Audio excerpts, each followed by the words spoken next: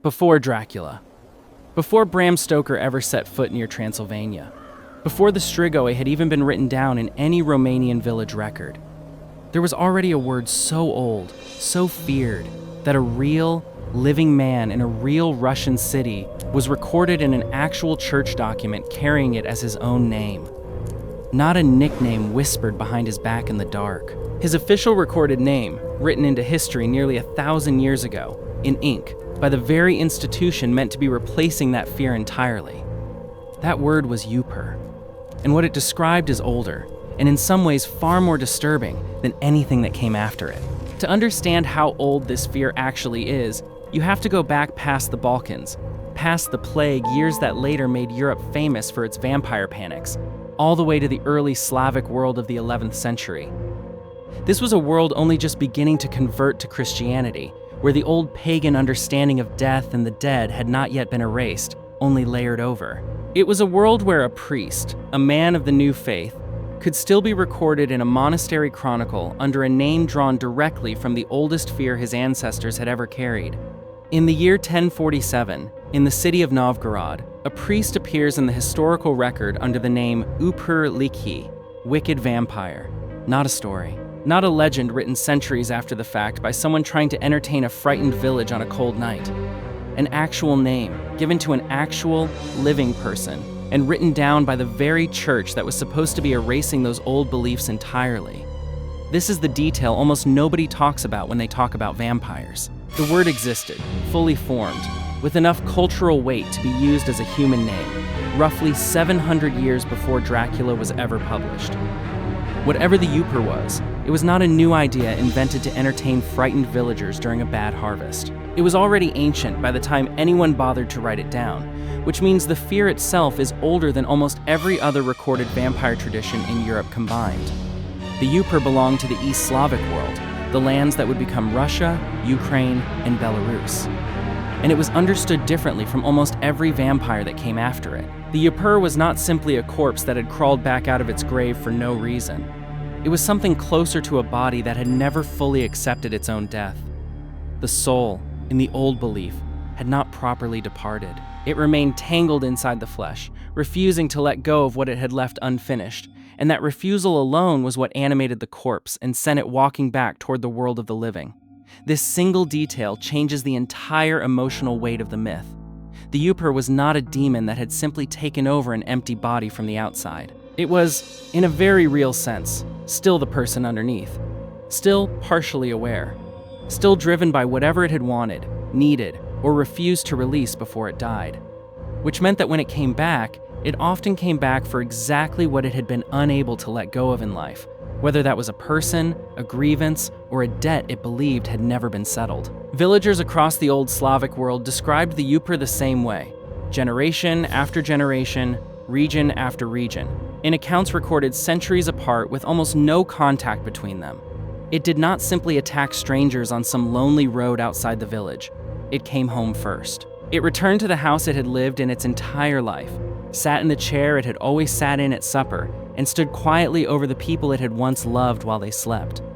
Families reported the same pattern that would later define the Strigoi further south and west: a death in the household. Then, within days, a slow, draining illness moving through everyone left behind, usually beginning with whoever had shared a bed, a room, or the closest bond with the person who had died.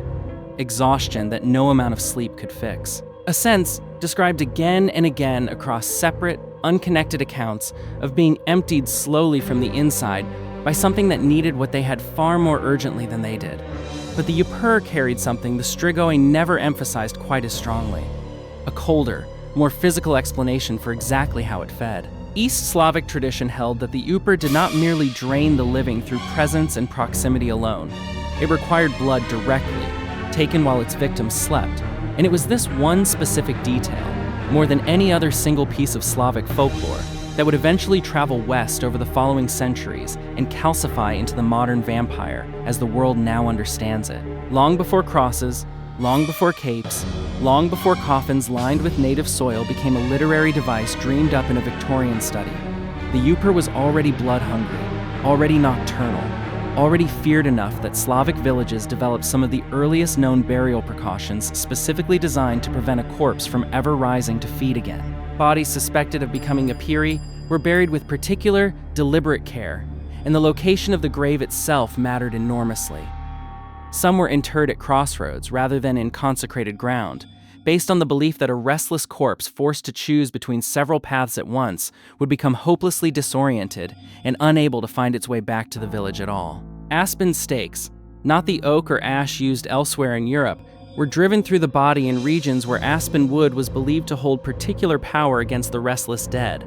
Some accounts describe corpses buried beneath a fishing net, based on the belief that an Öpir compelled to count every single knot before it could rise would remain trapped by the endless task until sunrise finally destroyed it where it lay, still counting. There was also a strange, quieter category of protection that had nothing to do with weapons or wood at all, but with grain. Villagers in several regions described scattering poppy seeds or millet across the floor of a house where an Öpir was suspected of visiting at night, believing the creature would be compelled to stop and count every single seed before it could continue toward the sleeping family. Entire households were said to survive simply because a restless corpse spent its whole night bent over a scattered handful of seeds on the floorboards, counting and counting again, until dawn broke and forced it back into the ground. Exhumation accounts from the region describe findings that would later become the standard vampire checklist repeated across all of Eastern Europe for centuries afterward. Bodies found without visible decay weeks or even months after burial, skin retaining an unnatural, almost living color. In the most extreme recorded cases, blood found pooled inside the coffin itself, or staining the mouth and chin of the corpse, taken by frightened villagers as undeniable proof that the body had been out feeding in the night and had only just returned before the sun rose high enough to destroy it. What makes the Öpir genuinely unsettling, more than the ritual, more than the blood, is the reason villagers gave for why certain people became one in the first place. It was not considered random or accidental. Certain deaths were believed to almost guarantee it. Suicides who had taken their own life against the will of God. Those who died without receiving the proper burial rites, whether by accident or by refusal. Those who had been excommunicated, or who had lived and died as something the church considered outside the boundaries of a proper Christian life entirely. In other words, the Öpir was, in many recorded cases, understood as a specific and deliberate kind of punishment. A person denied peace in death because of how the community judged them to have lived, forced to walk the earth still hungry, still incomplete, still tethered to everything they were never allowed to properly finish or release. This is why families feared certain deaths within their own household far more than others, long before any illness ever appeared. A death by one's own hand. A death far from home with no priest present. A death that came too suddenly for last rites to be given. These were not simply tragedies to be grieved. In the old Slavic understanding, they were warnings, a signal that whoever had just been buried might not stay buried for long, and that the entire household needed to watch the grave far more carefully than they would for an ordinary passing. By the time this fear reached Western Europe centuries later, filtered through plague panics, garbled translations, and eventually Gothic fiction written in warm, gaslit London studies, almost none of the original weight remained. The specific grief of it. The idea that the thing rising from the grave was not a stranger's monster at all, but a neighbor's punishment, a family member's unfinished business, a soul that the world itself had refused to let rest in peace. Stoker inherited the fangs. He inherited the blood. What he never touched, what never made it into a single page of his novel, was the older, colder truth sitting underneath the entire legend from the very beginning. Long before anyone ever called it a vampire, the Slavic world already understood that the most dangerous dead were never the ones who had been wronged by someone else. They were the ones the living had never quite finished with, and who, in turn, had never quite finished with the living either.